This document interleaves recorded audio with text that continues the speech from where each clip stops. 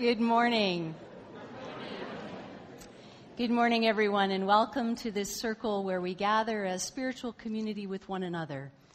Whether you've been in this circle many times, never been in this circle before, or haven't been in this circle for a long time, we welcome you as you take your place and celebrate with us today as we continue our series exploring habits of the heart. And today we explore the habit of peacemaking. Whenever we gather in this circle, we are about strengthening our intentions to live more closely to our highest values.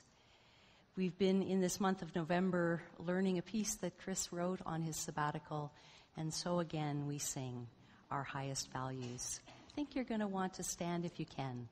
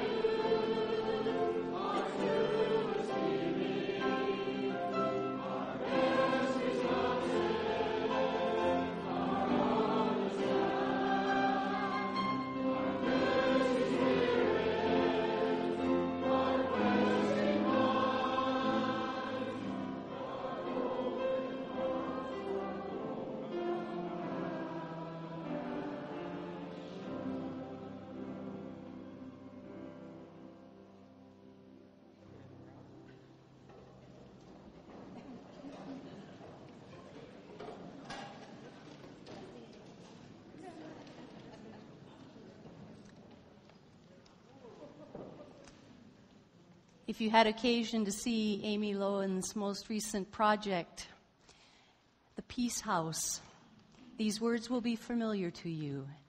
Ancient words that circled the walls of that structure she built of the fragility of rice paper, the fragility of peace.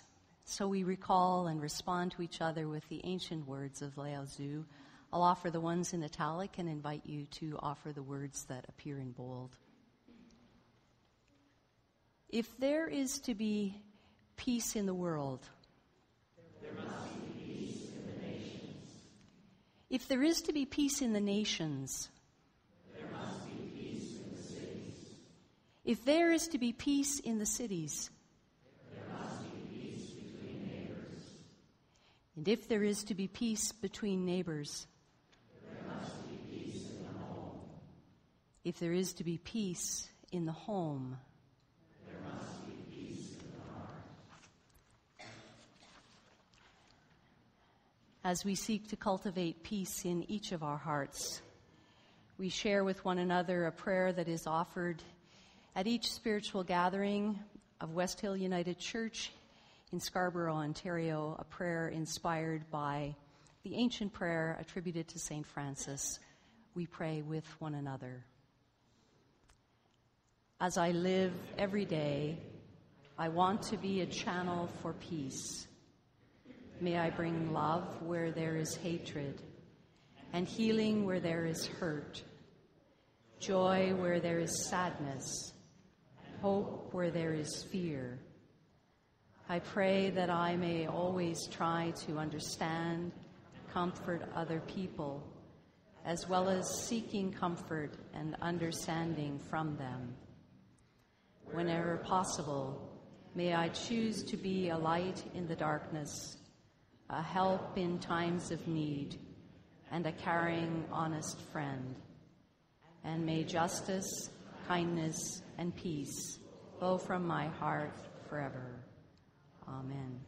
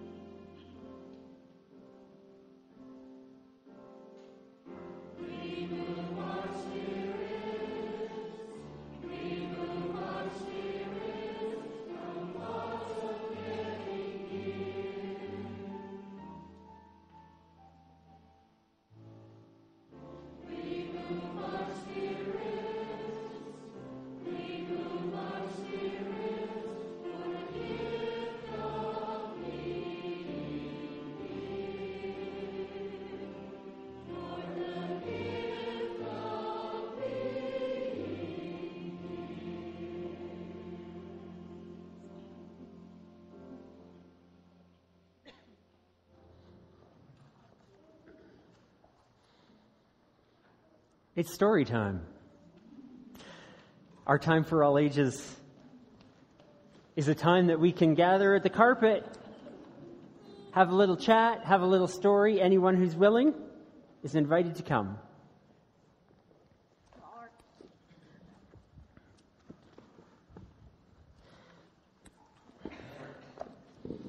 When my stool is backwards, I fall off of it. Okay. Have to get the stump just right.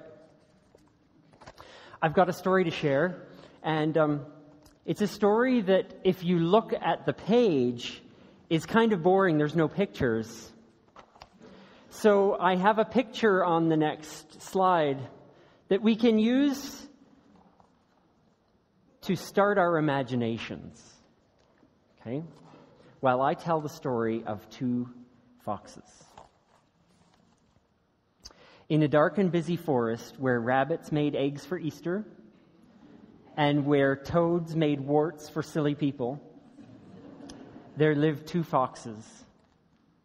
They lived near a spring from which ran a little tiny rivulet that gave water to the animals that lived in the woods. They were two very beautiful foxes. One was a little older than the other, and they were the best of friends. Their friendship was made of so many great things, and nothing could break their friendship apart. Other animals in those woods talked about it all the time. But just as barking couldn't harm the moon, all the talk in the world couldn't break the friendship of these two foxes. They went their way in peace and pleasure. Yet, though the golden sun shines warm in the day, there is the dark night and the cold winds, and there was no end of animals and insects in the woods, and the two friends saw and heard a lot of fussing and fighting and quarreling among the other animals. One day the two foxes were talking to each other. It's good to be like everybody, said the taller of the two. Maybe we should try fighting and fussing and arguing. Then we too could be like everyone else. Maybe you're right.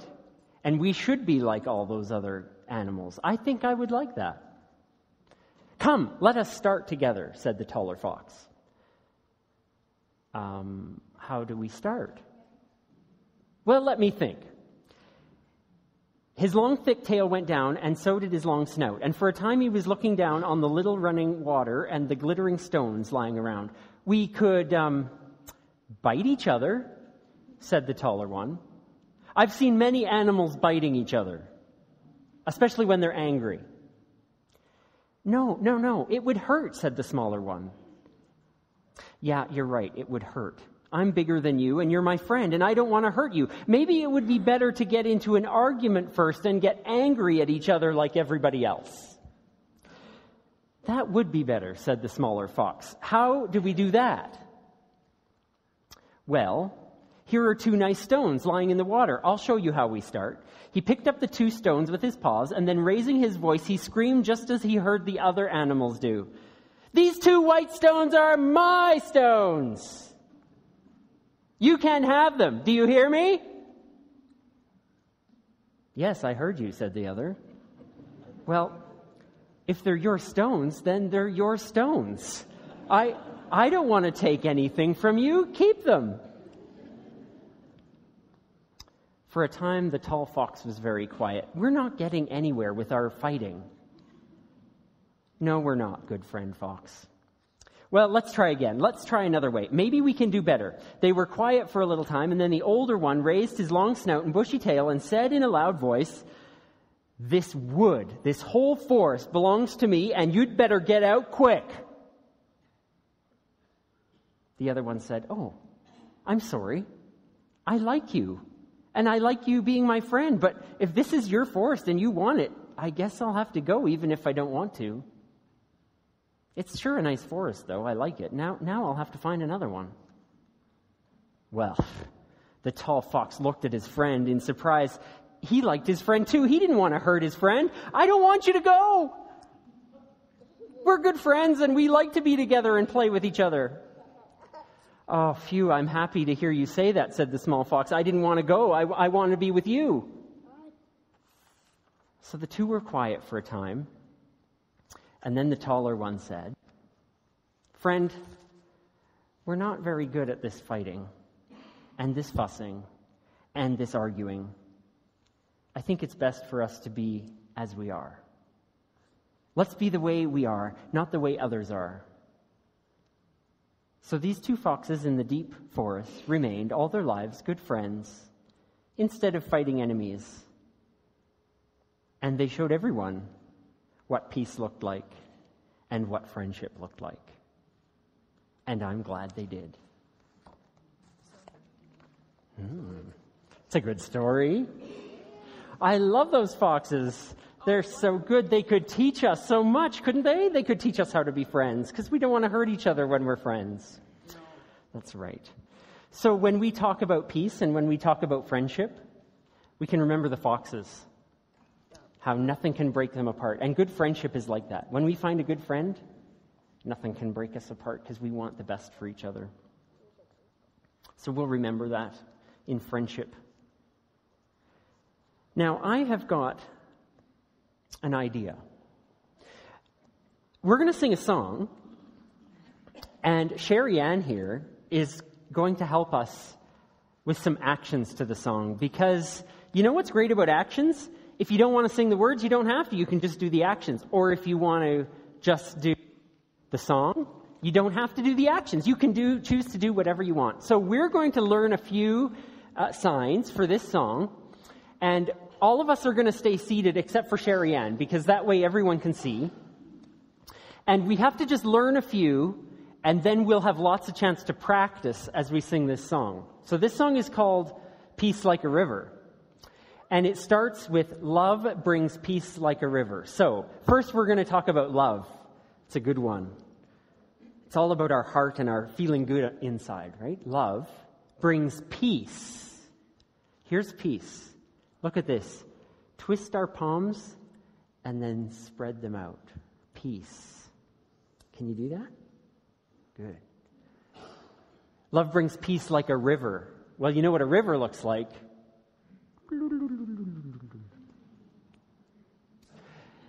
And then we're going to do love brings peace like a river in my soul. Here's soul. It looks like a candle, and it looks a little bit like the smoke of the candle coming up. Okay, so that's the first one. When we get to the second verse, we're going to talk about joy like a fountain. Let's see joy. Whoa! Joy like a fountain. Ready? Ooh, that's kind of fun. A fountain. So joy like a fountain in my soul, and soul again will be like that. And the third one is love brings strength like an ocean. How do you be strong? Strength like an ocean. Oh, it's like those ocean waves, isn't it? Yes. And that's all we need to know, because when we do the last verse, boy, we'll really have to be thinking, because we're going to do all of them in one verse. We'll be practiced by the time we get there. Let's sing and let's sign together.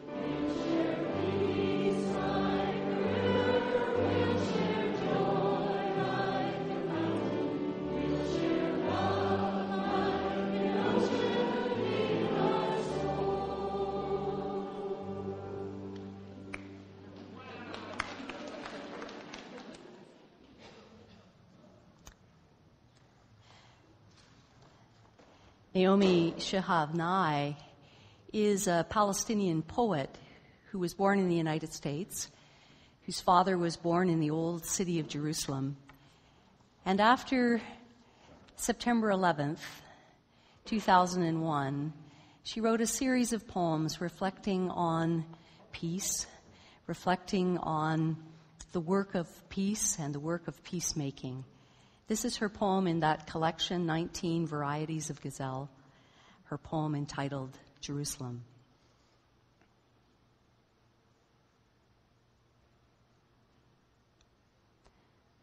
I'm not interested in who suffered the most. I'm interested in people getting on with it.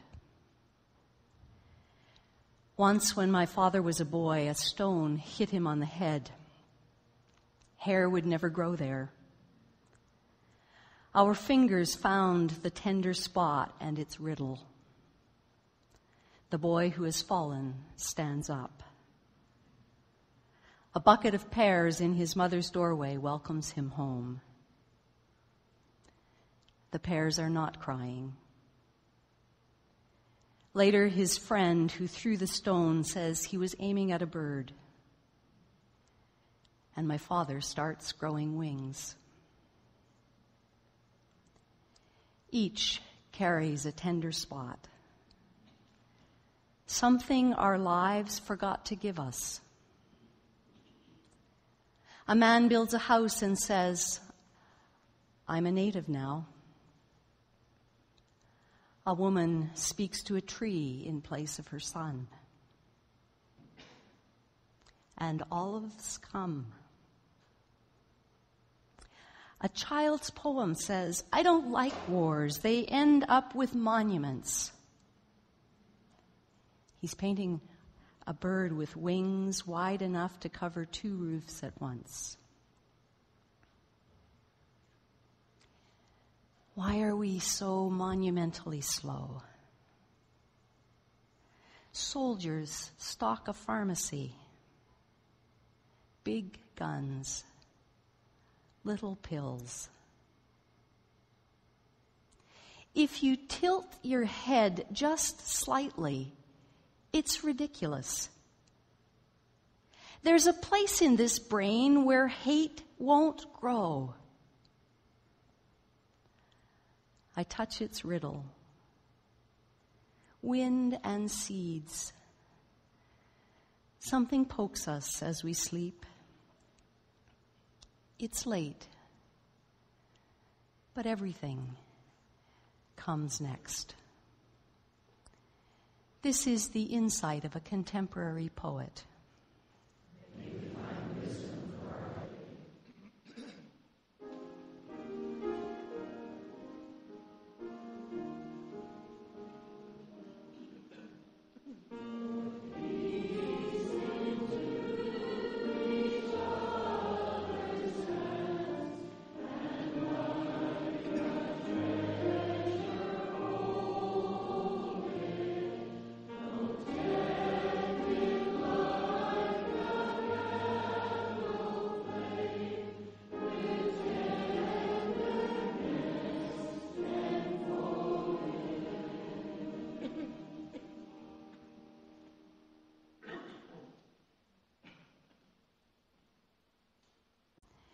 This is Luke's telling of a story that we so often tell only on the Sunday before Easter.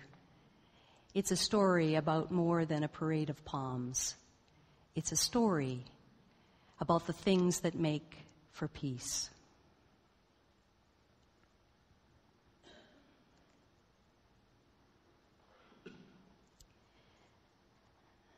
The friends of Jesus brought to him a colt.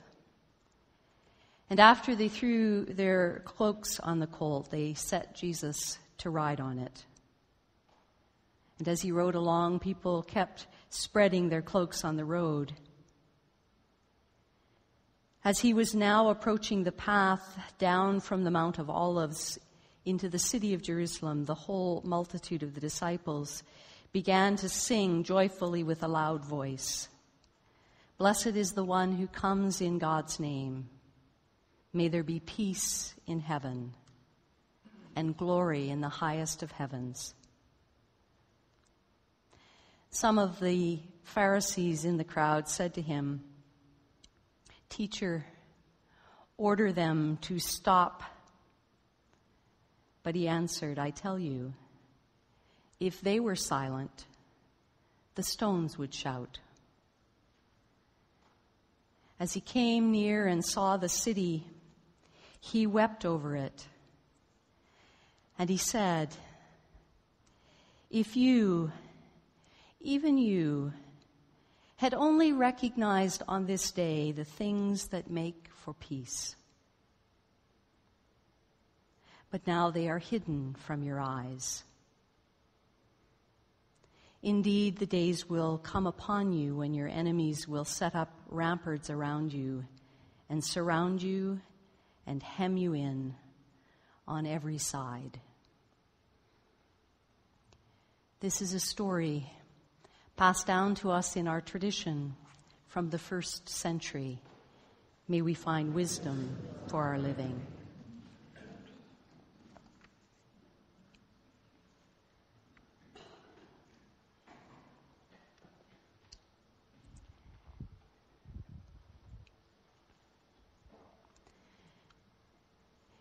This is one of those stories that translates so easily into our time and our culture.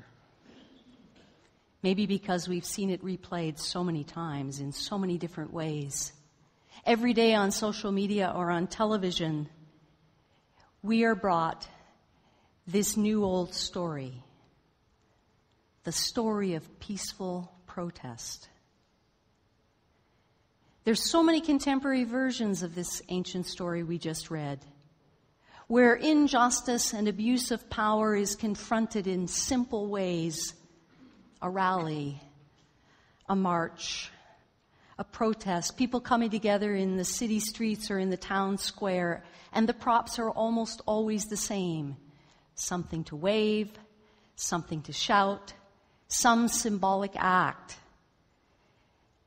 And there is almost always the same reaction: those who would silence the protest, those who would stop the demonstration, those who would meet it with hostility and sometimes even violence.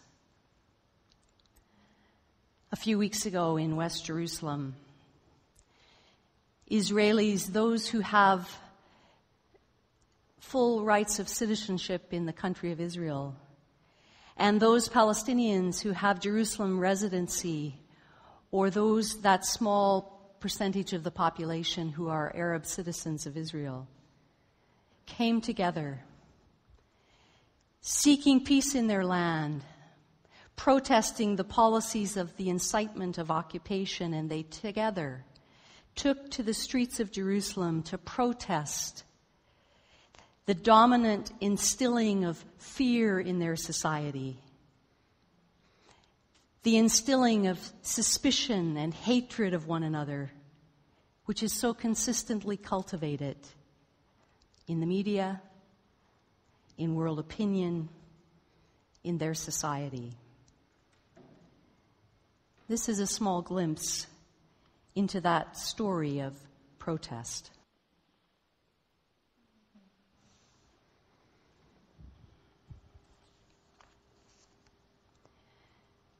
This scene that we have just viewed seems to me to be, in many ways, a replay of a story told 2,000 years ago.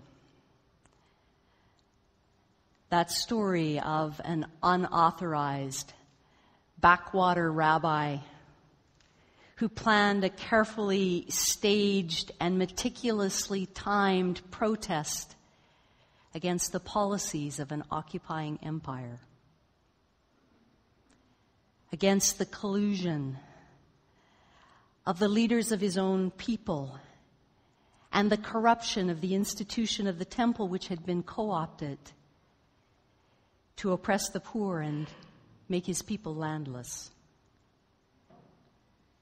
That ancient story is a peaceful march that begins on the outskirts of Jerusalem and makes its way to the steps of the temple in the very heart of the city. It was a protest that countered the primary ideology of the Roman Empire, and perhaps the central doctrine of every empire, that you get peace through war. You achieve peace with conquest. So in the world of the story, when Jesus of Nazareth and his friends initiate a non-violent protest on the outskirts of the city, some of the religious officials tried to warn him to shut it down, stop this little demonstration with the donkey and the singers before it's too late.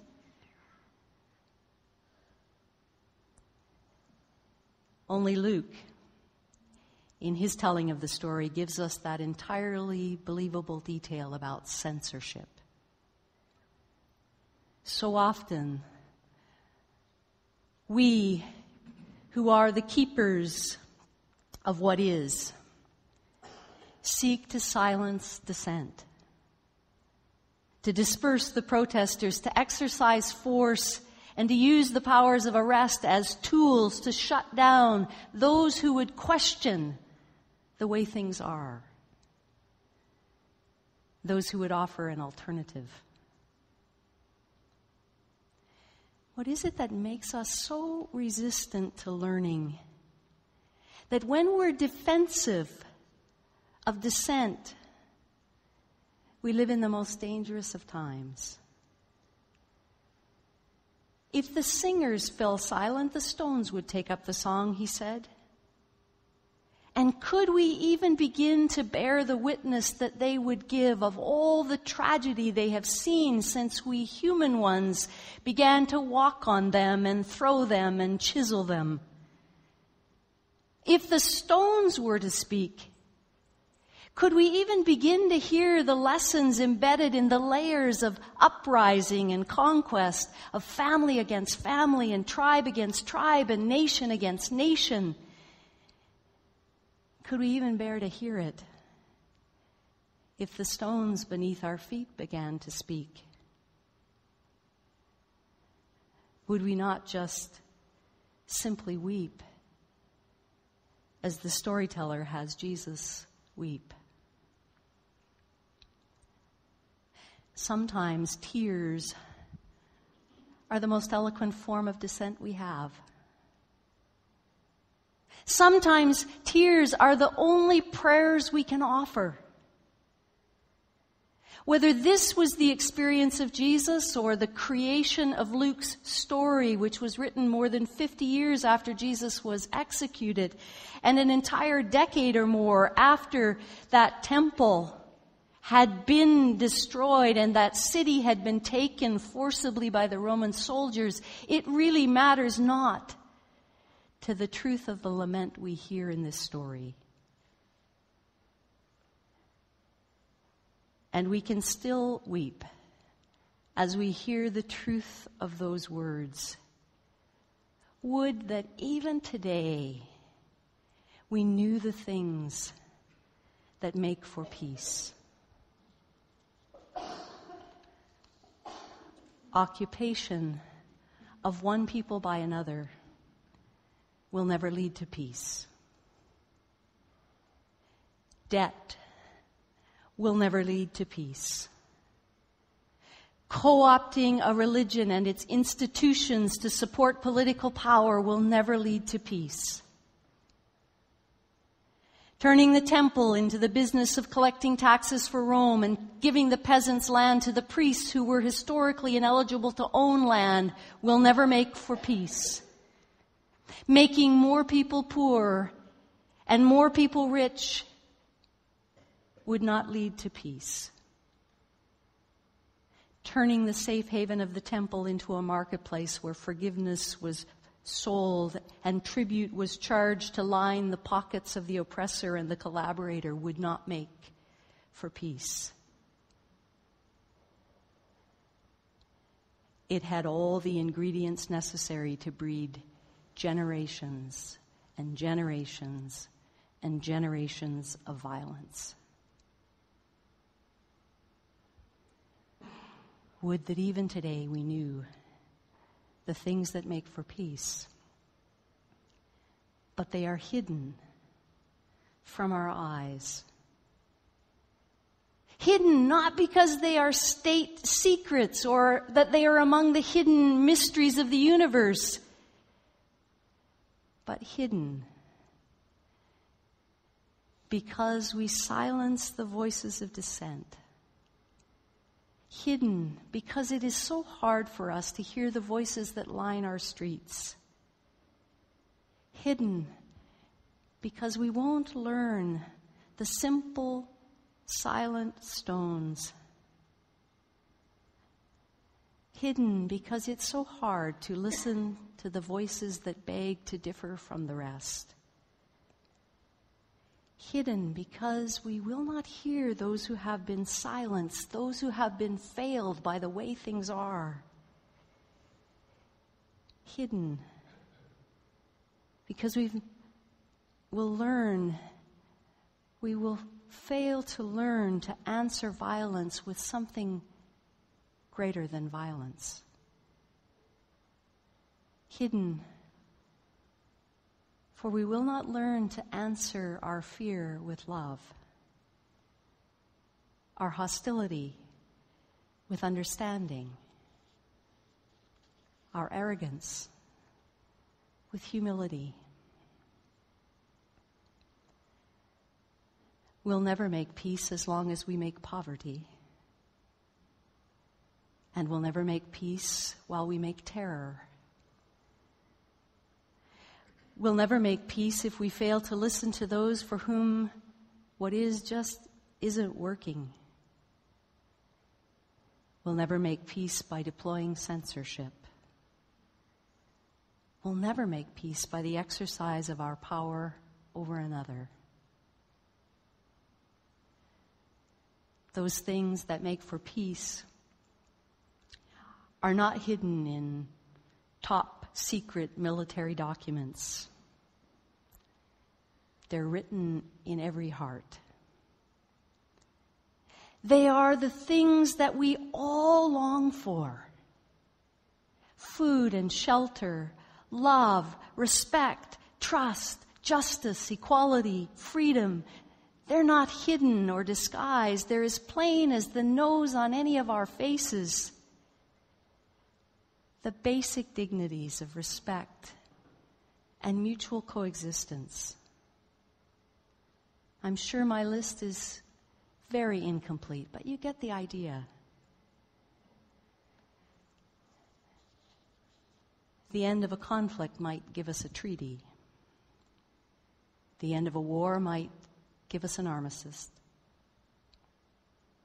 The end of a battle might give us a ceasefire. But these things will not give us peace. I've walked the streets of Jerusalem many times.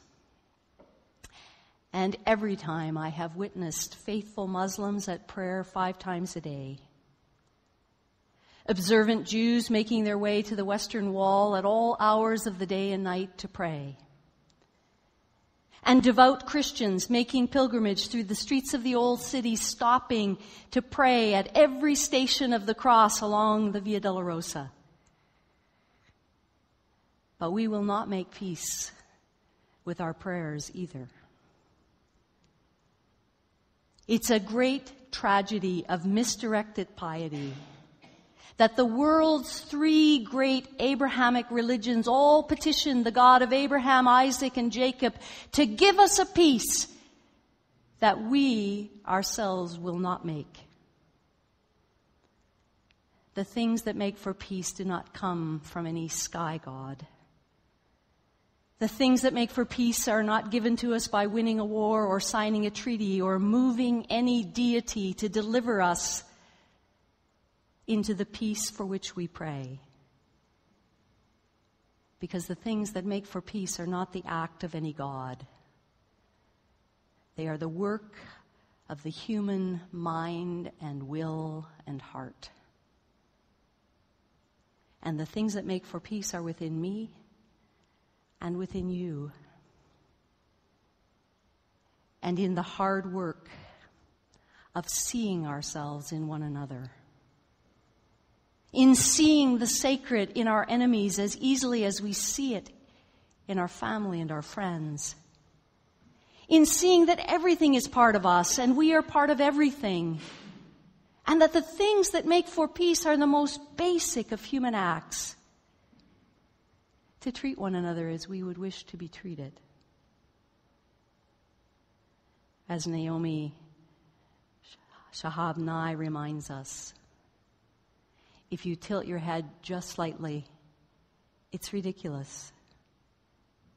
There is a place in the brain where hate won't grow.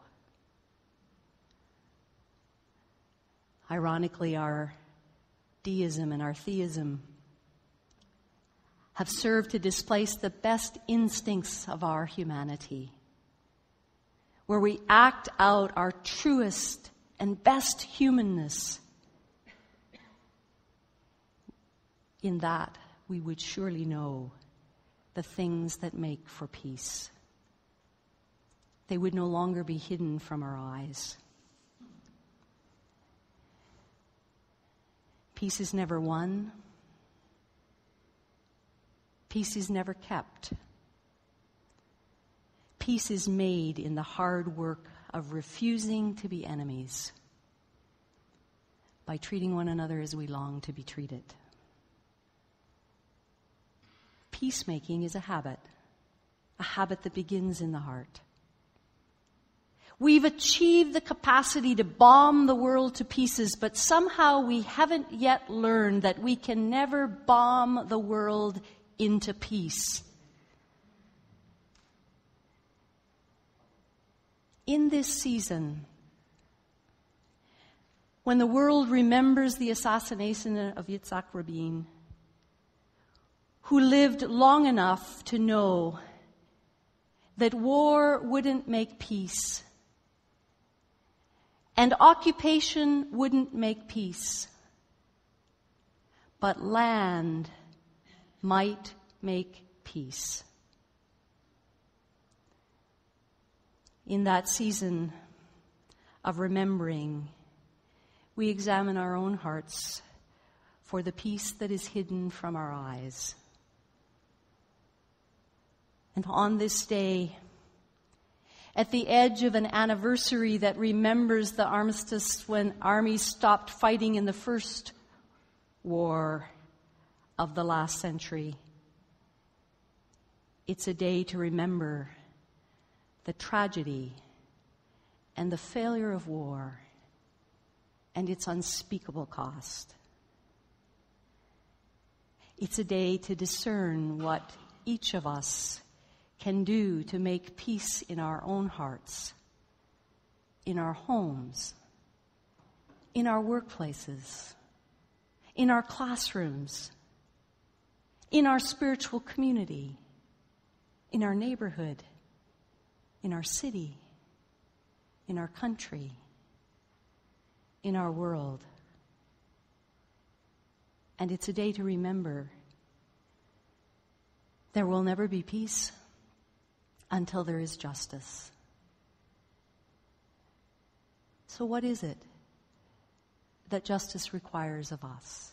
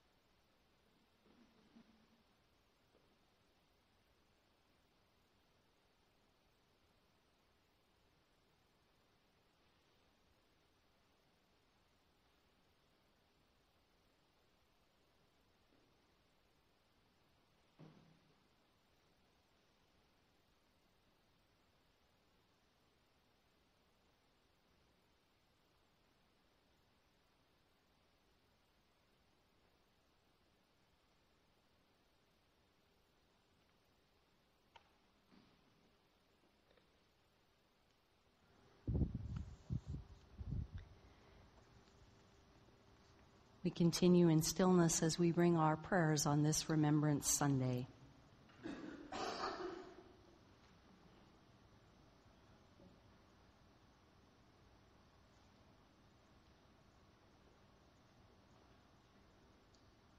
This is a season of memory for us. And yet in our longing for peace, we cannot forget war. On this day, we remember all who have been touched by the tragedies of war.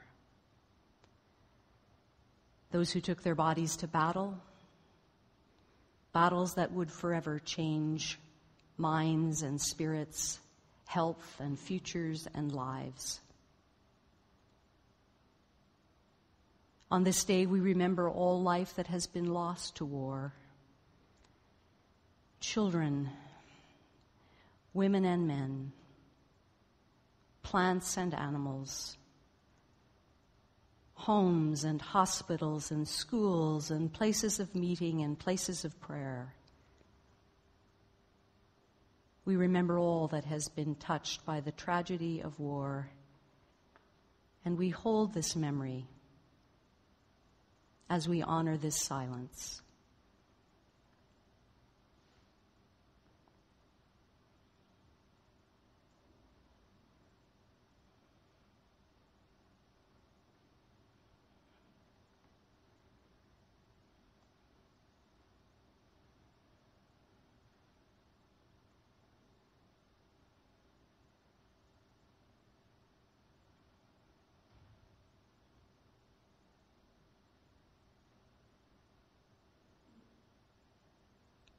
This is a season of reflection for us. We know there will never be a war to end all wars. And we confess to each other our failure to find creative and life-giving ways to settle our grievances, heal our hatreds, bridge our differences, share the world's resources fairly, and live together in peace.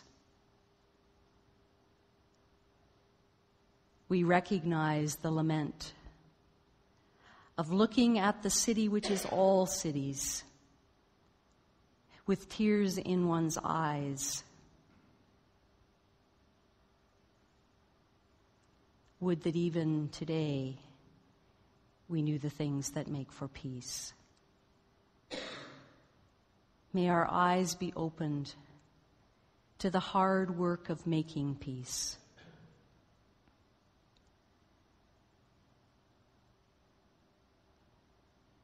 We've applied our intelligence to the arts of war and our skill to make engines of terror and torture.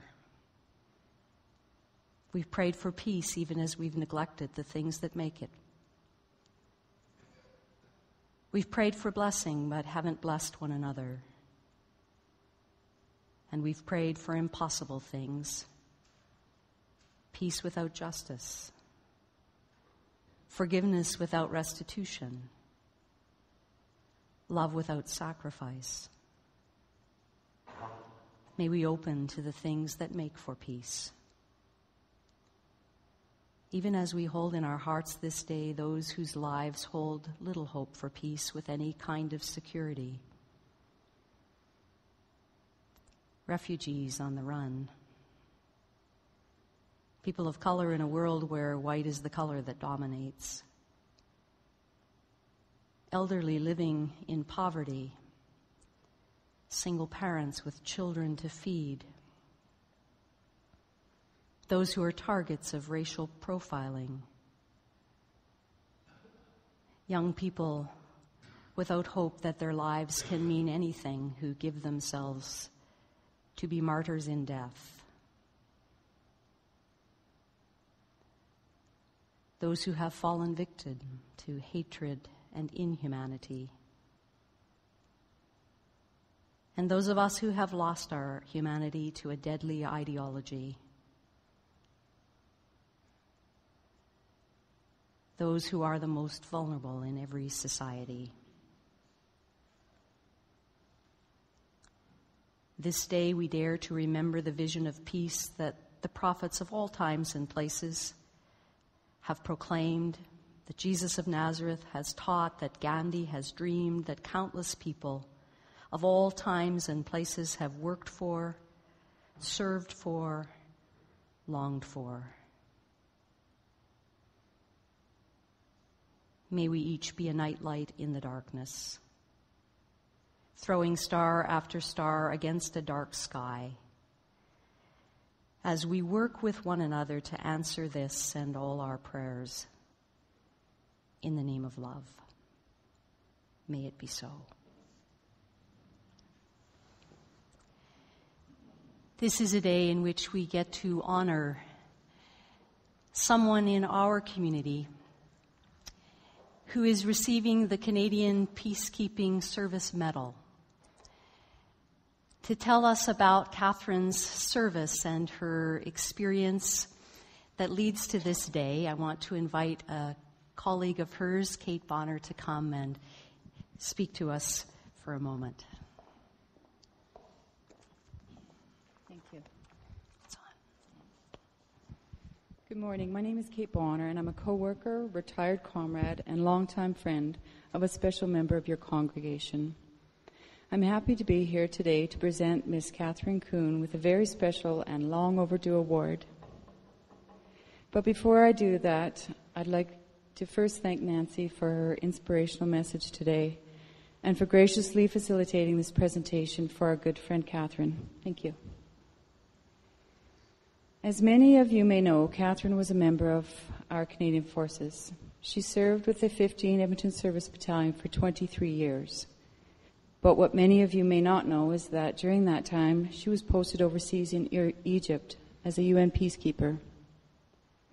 I am truly honored to be asked here today to make the presentation of the United Nations Peacekeeping Medal to Catherine Kuhn. Hold it together, girl. You're supposed to be supporting me, too. But before we do that, I'd like to give you a brief history on Catherine's UN peacekeeping story. In 1976, when Catherine was only 16 and in grade 11, she knew she wanted to do something different, something few of her other classmates ever even thought about doing.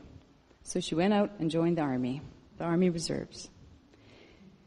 She entered and was trained as a mechanic, and I can tell you that back in 1976, there weren't many female mechanics in the forces, and that truly was something different.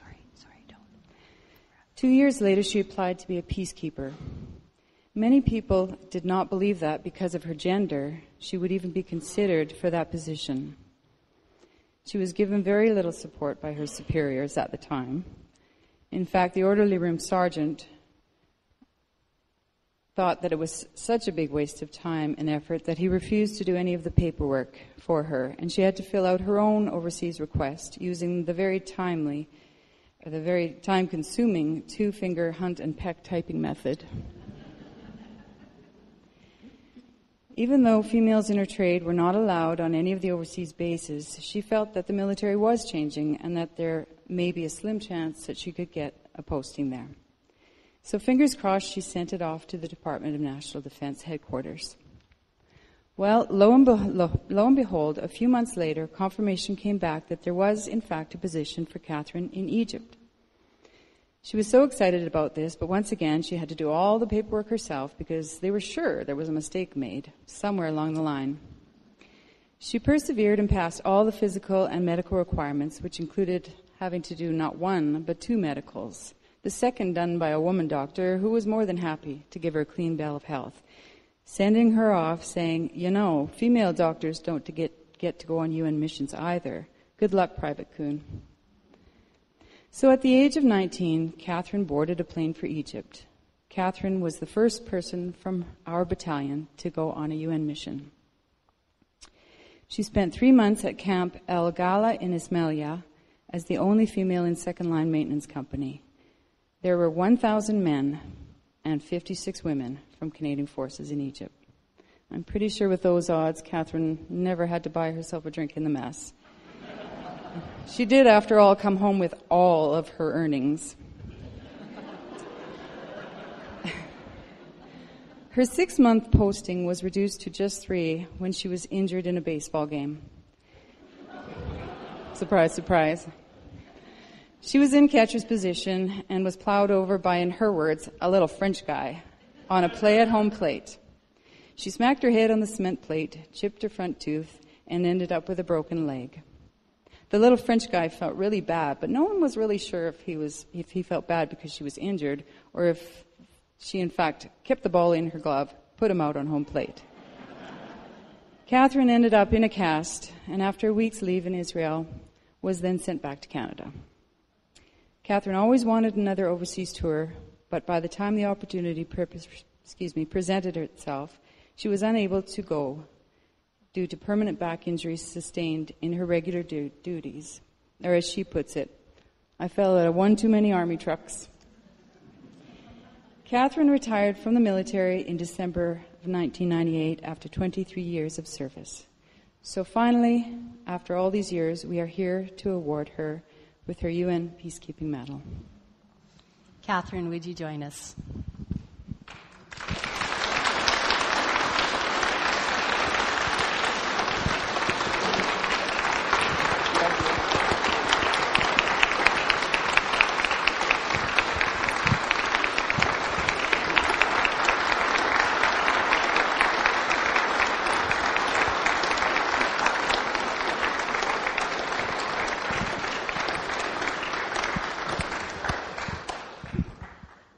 Please be seated.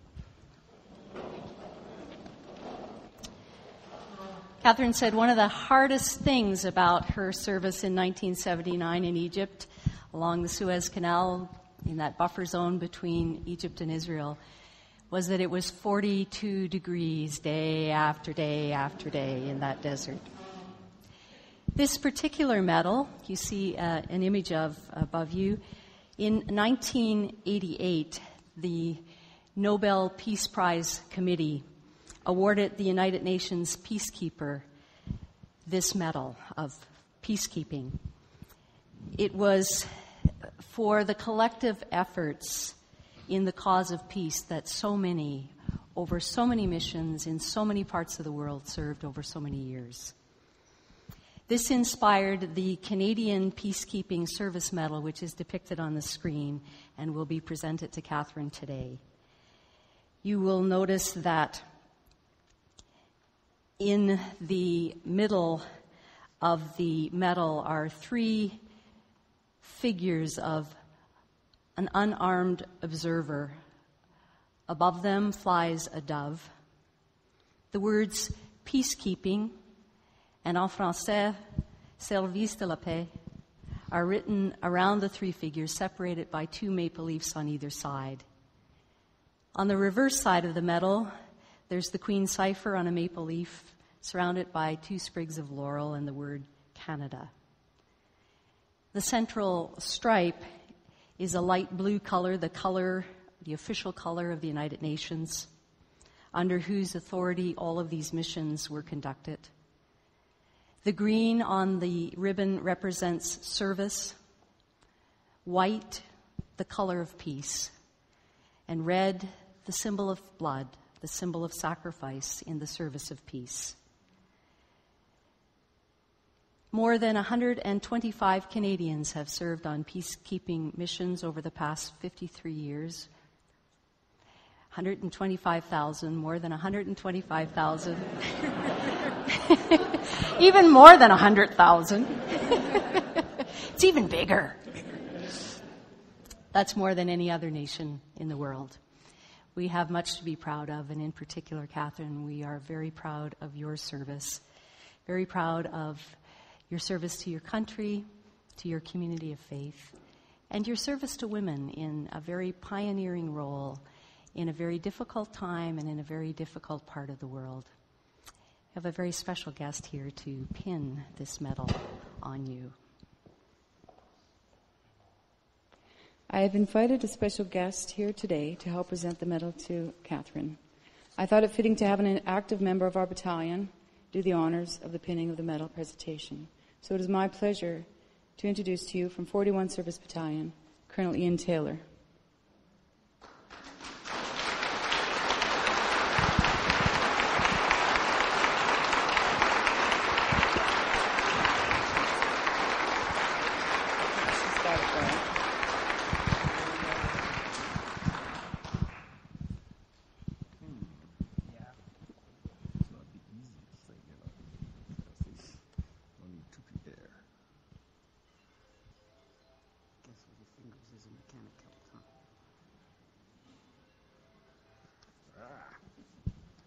Okay, this is why he's an officer. This is why I've got fat fingers. There, we got one of them right. I think we'll do the last one. Do the last one first.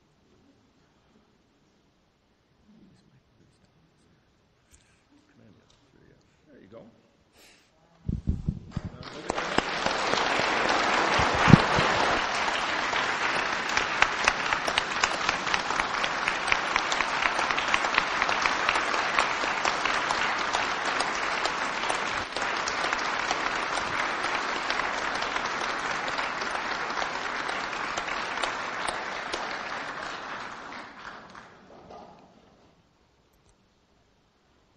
Peace cannot come into the house where love is unwelcome. Peace cannot come into the land where injustice and oppression live. Peace can't be fostered in souls that still engage in dispute. Peace does not come meekly or unarmed. Peace needs the pathway of our will to change. Peace will not come into our troubled world until we invite it under our own roof. And so we go, walking a path of peace, knowing peacemaking begins with me and with you.